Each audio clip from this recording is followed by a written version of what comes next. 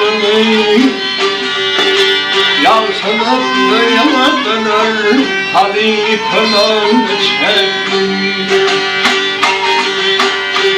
Yolumdan yayaley bir tuturdum elimi Hoşlanıp mehnevan Halife'nin şekli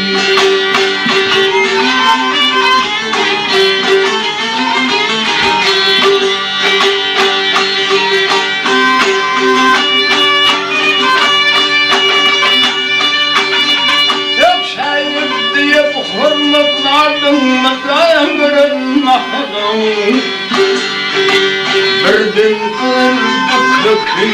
Mivelene nahır Başkalın çercumarı Yaklar balkın ahırım Küllü tüzden idine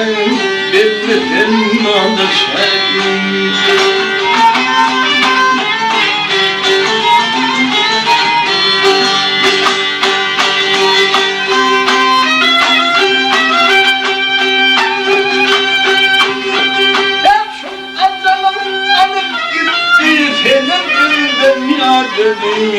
Seni bir dünya dedim Bir deştim yana sarını Çapırlarında dedim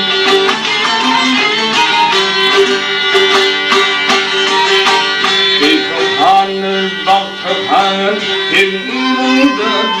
dedim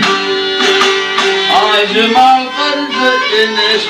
Ağlandırmana çektim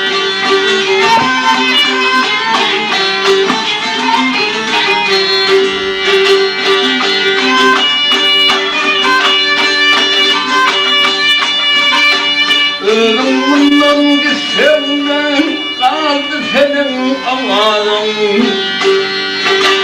Ormandan oynadı ben tutardı senin ferin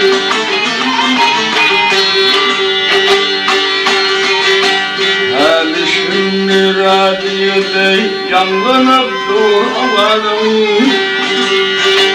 Halkım dinlerken avar Talipim onu çektim Ödüm seni atladım Çevirdim amanurum Yerde uymak aydından Devam ettiriyorum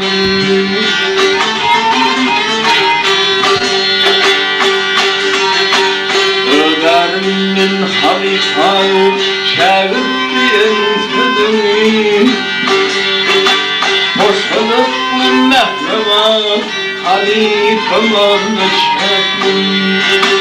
Yakın yerin yatıdır Halifem onu çektim